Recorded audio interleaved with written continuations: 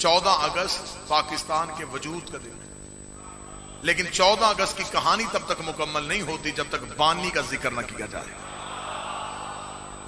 तो लिहाजा पहले देखते हैं दोनों निजाम के बानी कौन है, बात शुरू कहां से हुई है। जब हमने बहसीयत तारीख के तालिब इल्म हिस्ट्री की किताबों को खोला तो हमें तारीख ने बताया कि क्योंकि जो खिलाफत वाला नजरिया है, उन्होंने इब्न खल्दून से लेकर डॉक्टर ताहिरुल कादरी तक यही लिखा कि नबी जब दुनिया से गए तो ज़ाहिरी तौर पे नबी वाज़ेह तौर पे किसी का ऐलान नहीं करके गए थे। तो नबी के जाने के बाद उम्मत परेशान हो गई कि नबी का खलीफा किसे होना चाहिए।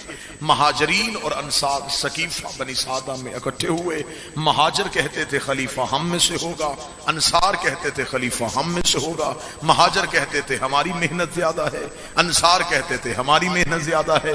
महाजरीन का दावा था हमने नबी के साथ हिजरत की है, अंसार कहते थे तुमने हिजरत की, तुमने घर छोड़े, हमने घर दिए, तुमने कारोबार छोड़ा, हमने कारोबार दिया, लिहाजा बादस नबी हमारा हक है कि वारिस से पैगंबर हम में से होना चाहिए। खिलाफत वाले कहते इतनी देर में एक सहाबी रसूल उठे, उन्होंने दूसरे सहाबी का हाथ पकड़ के बुलंद किया और बुलंद करके कहा खामोश हो जाओ, नबी के बाद ये बुजुर्ग भी हैं, मोतबर भी हैं, नबी के रिश्तेदार भी हैं, लिहाजा मैं भी इनकी बैयत करता हूं, तुम भी इनकी बैयत करो। यहां से खिलाफत का आगाज हो गया। यूं खिलाफत का पहला जीना बना, यूं पहला खलीफा इस्लाम का दुनिया में आया और इस्लाम को इससे खिलाफत ने मार्ज़ वजूद में रखा। अब आइए देखिए इमामत का तरीका क्या है। जब हमने इमामत वालों से पूछा तो उन्होंने कहा नबी के जाने के बाद नहीं, नबी की जिंदगी थी, गदीर का चौक था, 1.25 लाख हाजियों का मजमा था, पलानों का मिंबर था, 3.5 घंटे खड़े होके नबी ने धूप में अली के फजाइल पढ़े, फिर अली का हाथ पकड़ के बुलंद करके कहा था मान कुंत मौला हो फहाजा अली मौला, जिसका मैं मौला हूं उसका अली मौला है। एक नजरिया चला सकीफा से, एक नजरिया चला गदीर से, एक चला नबी की जिंदगी में, एक चला नबी के बाद, एक का सहाबी ने हाथ बुलंद किया, एक का हाथ नबी ने बुलंद किया। मुझे मुसलमान सिर्फ इतना बताए कुरान में अतात सहाबी की वाजिब है या नबी की वाजिब? बिस्मिल्लाह।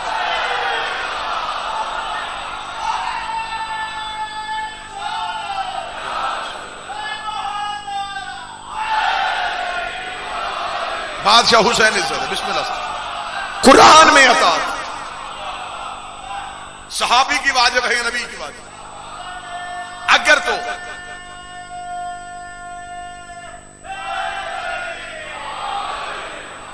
अगर तो अतात है सहाबी की वाजिब, तो फिर बेशक सहाबी का बनाया खलीफा चाहिए। नहीं जी, खिलाफत का आगाज इधर से हो गया, इमामत का गदीर से हो गया। खिलाफत कमजोर होती होती होती इतनी कमजोर हो गई कि 6ठे नंबर पे यजीद आ गया। इमामत बुलंद होती होती इतनी बुलंद हुई 30 नंबर पे हुसैन आ गया। हाय हाय हाय हाय। अब खिलाफत वाले का मुकाबला इमामत वाले से हो गया। खिलाफत वाले ने इमामत वाले से कहा बैयत करेगा, इमामत वाले ने कहा लिख दे उससे मुझ जैसा तुझ जैसे की बैयत रहे। मुझ जैसा तुझ जैसे की बैयत नहीं।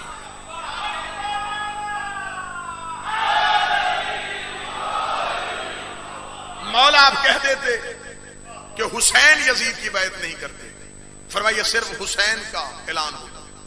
मैंने कहा मुझ जैसा तुझ जैसे की बैत। अब जो भी हुसैन जैसा होगा वो किसी भी यजीद जैसे की बैत। खिलाफत खोखली हो गई हुसैन के दौर में। जितना चेहरा छुपाया हुआ था ना खिलाफत का, वो खुल के सामने आ गया। हुसैन ने चेहरे से नकाब उठा लिया, हुसैन ने खिलाफत का असल चेहरा दिखा दिया। ये है तुम्हारी खिलाफत जिसमें यजीद है। खिलाफत में हर दौर के खलीफा ने हर दौर के इमाम को कैद करना चाहा। मेरे सामने पूरा डिवीजन का नुमाइंदा अहले इल्म मजमा मेरे सामने बैठा है।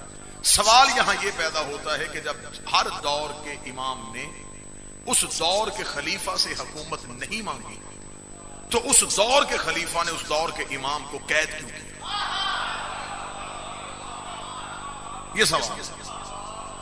या तो ये होता ना कि इमाम बाबा अहमद शाह जी इमाम चाहते कि मैं खिलाफत करूं, इमाम तख्त मांगते, खिलाफत वाला तख्त ना देता तो फिर जंग हो जाती, फिर लड़ाई होती। जब इमाम हुकूमत चाहते ही नहीं थे, फिर नजाकत साहब जी, राजा साहब, गर्देजी साहब, तो फिर क्यों इमामत वालों को कैद किया गया?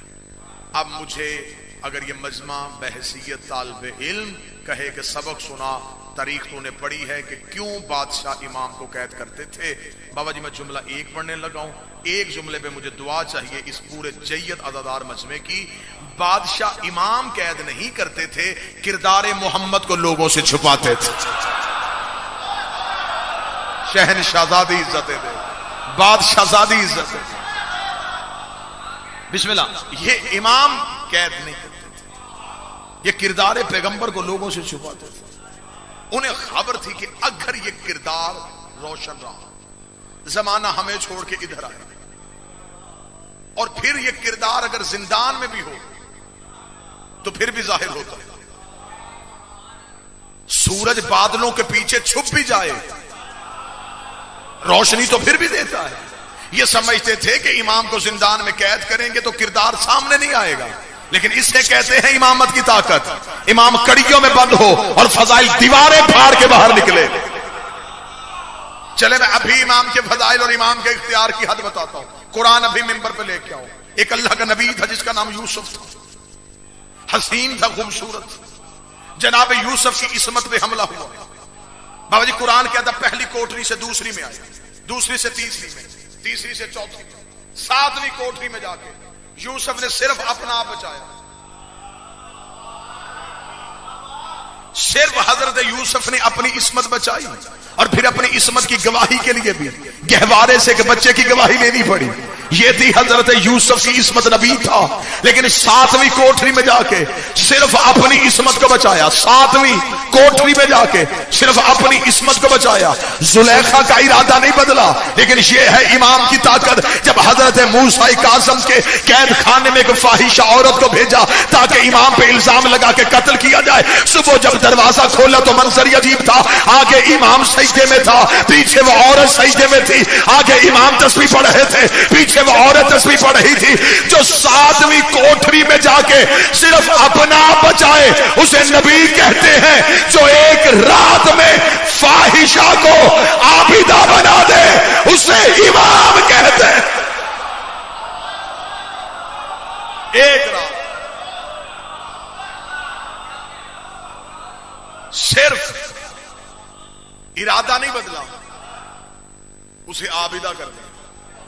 नजरे करम पड़ी, कंकर दूर हो गया। हारून परेशान था। इसने कहा कि जिस तरह पिछले खुलफा से गलती हुई, मैं किसी भी इमाम का कत्ल खुद नहीं करना चाहता। मैं चाहता हूं कि ऐसी सख्त तकलीफें दी जाए। जिंदान भी सख्त रखा, मैं फजाइल पढ़ रहा हूं, और मेरी कोशिश है कि मैं ये मौजू निभाऊं जो आज के दिन का। जिंदान भी, सख्तियां भी, तकलीफें भी। इमाम मुतमिन। उस वक्त हारून के चेहरे पे मौत आ जाती थी। जब रात की तरीकी में वो जिंदान को कान लगाता था तो सुलाखों में रसूल का बेटा कह रहा होता था, शुक्रन लिल्लाह।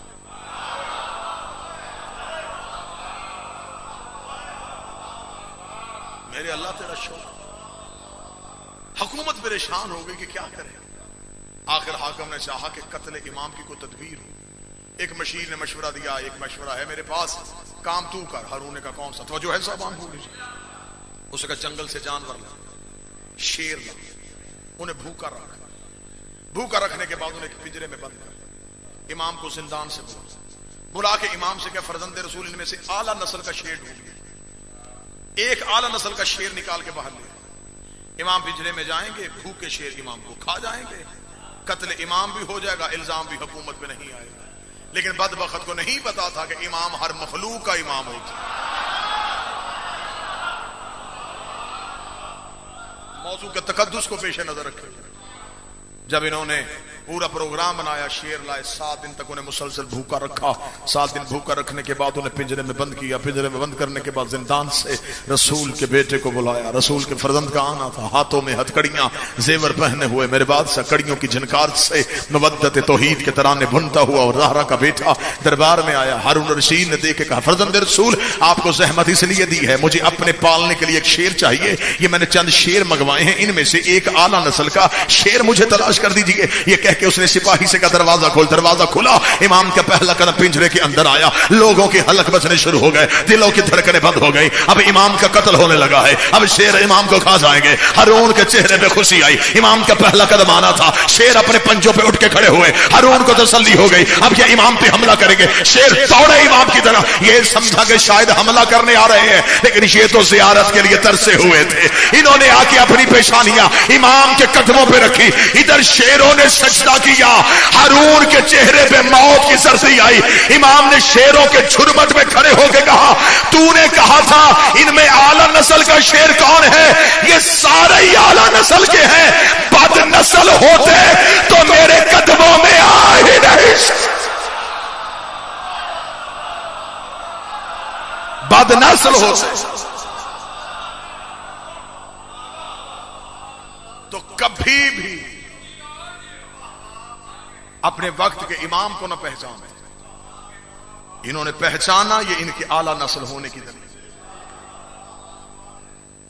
एक दफा हारून ने कहा था इमाम से, उसने कहा, गैब की कुंजियां भी आपके पास, तो फिर ये जिस्म के जेवर आप क्यों पहनते हैं? अगर आपके पास गैब की कुंजियां हैं तो फिर जिंदानों में कैद क्यों होते हैं? ये कहना था। इमाम ने जुमला फरमाया। इमाम ने फरमाया, बदबख्त, हम तेरे कैदी नहीं, हम मशीयत के कैदी हैं। ये कहने के बाद इमाम ने कहा, अगर तू मेरा इख्तियार देखना चाहता है तो इमाम ने दीवार की तरफ देखेगा, अगर मैं कहूं तो ये सोने की हो जाए। इतना कहना था, वो हो गई। मौजू पसंद नहीं तो मैं कोई और पढ़ूं। इतना कहना था, वो सोने की हो गई। इमाम ने दीवार की तरफ कहा, वापस अपनी असली हालत में आ। दीवार फिर पत्थर की हुई। इमाम ने कहा, जब मैंने तुझे कहा नहीं था, तू हुई क्यों है? दीवार से आवाजें मेरे मालिक जवाब कह रहे थे, तो इनमें से एक हरामी दिल में सोच रहा था कि ऐसा कैसे हो सकता है। मैंने हो के बताया, ऐसे हो सकता। इसने शक किया, आपके इख्तियारात पे शक। नाम मेरे मालिक का मूसा है, लक़ब मेरे मौला का काज़म। काज़म को जब लुगत से ढूंढा कि काज़म किसे कहते हैं, तो जो मशकीज़ा होता है ना जी, मशकीज़े के मुंह को बंद करने के लिए एक चमड़े का तस्मा होता है जिससे उसका मुंह बांधा जाता है। उस तस्मे को अरबी में कोज़म कहते हैं, जो जिलालत इलाही को रोक के रखे।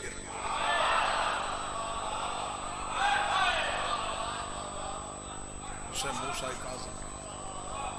काज़म कहते हैं गुस्से को पी जाने वाला। हुकूमतें थक गई जुल्म कर करके,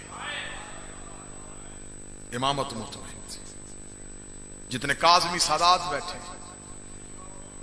आज यकीनन उनके लिए पुरस्कार, जितने सैयद बैठे आज उनके लिए पुरस्कार। सारा दिन मैं आज यही सोचता रहा कि जिसका लाशा लावारस समझ के पुल पे फेंका था, आज हर शहर में उसका जनाजा उठ रहा। हर शहर, कोई शहर ऐसा नहीं जिसमें से रसूल के बेटे का तबूत ना उठे। मैं डर रहा हूं, मैं सैयदों से माफी मांग के एक जुमला पढ़ने लगा हूं, तबूत यहां भी बरामद हो, जहां जहां बरामद हुआ है। हत्ता के काज़मैन में लाखों का इज्तिमा है इस वक्त मौला के हरम में।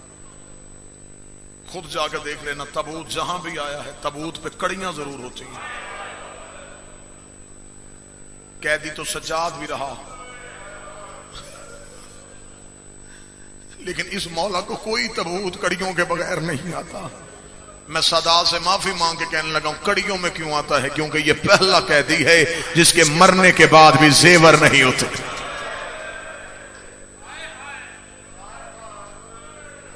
इतनी दर्दनाक शहादत है मेरे मौला की। ये है मेरा अलम पे हाथ। मुसाहिब की किताब ने मफातिउल जनान उठाना, इमाम की जियारत के जुमले पढ़ना। बिस्मिल्लाह बिस्मिल्लाह। सैयद मंजूर शाह साहब जिक्र की नमाज के लिए तशरीफ ले आए। इतनी दर्दनाक है इस मौला की शहादत। बाबा जी मफातिउल जनान में जो मौला की जियारत लिखी है, वो जियारत में जुमले जाके पढ़िएगा कि इसमें कितने मुसाहिब है मौला के। मैंने अलम पे हाथ रखा है तो मैं सिर्फ एक रवायत सुनाने के लिए। शहादत हरफ आखिर में पढ़ी जाएगी। इस मौला को एक लोहे का इस मौलाओं ने पिंजरा बनाया, उसमें इमाम मूसा कासिम को बिठा के बगदाद के चौराहे पे रख के इसने लोगों से कहा जितना हो सके पत्थर मारो। हर कोई गुजरता हुआ पत्थर मारता। इमाम सर झुका के कहते आज मेरा रजा होता और आज मेरे सर पे कोई वारस होता। जितने सैयदों पुरसा लेना, सिर्फ सैयदों के मर्द ही कड़ियों में दफन नहीं हुए। जितने सैयदों तुम्हें पुरसा हो, तुम्हारे एहसान दीन पे, इस घर के सिर्फ मर्द कड़ियों में दफन नहीं हुए, इस घर की मासूमा भी कड़ियों में दफन हुई। रस्सियां पहने हुए शाम के कब्रिस्तान में जब बहन को दफनाया है सजाद ने, मैं दो जुमले उस मासूमा के पढ़ूंगा जिसका लाशा भी रस्सियों में उठा था। सदा से माफी मांग के पढ़ना चाहता हूं। एक आलिम दीन ने किताब लिखी, किताब अरबी में थी, उसका उर्दू में तर्जमा हुआ फातिमा से फातिमा तक। उसमें उन्होंने दो बीबियों की कहानी लिखी, एक नबी की बेटी फातिमा, एक हुसैन की बेटी फातिमा। मेरा मौला हुसैन कहता अल्लाह मुझे 1000 भी बेटियां देता, मैं नाम फातिमा रखता। हुसैन को मां के नाम से बड़ा प्यार था। मेरा मौला फरमाता अल्लाह तुझे बेटियां दे, एक बेटी का नाम फातिमा जरूर रखना। हुसैन कहते मेरा उस घर में आना जाना रहता है जहां कोई फातिमा रहती हो। हुसैन कहते फिर जिसका नाम फातिमा रखना उसे छिड़कना ना, उसे जिंदगी में तमाचा ना मारना। मेरे बादशाह हुसैन को इस नाम से बड़ा प्यार था। किताब है फातिमा से फातिमा तक, नबी की बेटी फातिमा, हुसैन की बेटी फातिमा। साहिब किताब ने लिखा दोनों का मुकद्दर एक ऐसा था। वो भी बाबे के बाद चुप नहीं हुई, ये भी बाबे के बाद चुप न हुई। उसे भी बाप के बाद कोई नहीं रोने देता था, इसे भी बाबे के बाद कोई नहीं रोने देता था। अगले जुमले पे हाय जरूर कह देना। उन्होंने कहा लेकिन दोनों के मुकद्दर में एक फर्क था। वो पहलू पे हाथ रख के रोती थी, ये चेहरे पे हाथ रख के रोती थी। वो कहती थी बाबा मेरा पहलू जख्मी, ये रो के कहती बाबा मेरे कान जख्मी। जो बंदा मातम करने के लिए आया है सैयद मुझे माफ कर देना। उनका एक फर्क और था, वो 18 साल की उम्र में ज़ईफा हुई थी, ये 4 साल की उम्र में कमर पे हाथ रख के कहती थी सज्जाद मेरी कमर झुक गई, मेरी आंखों की बीनाई चली।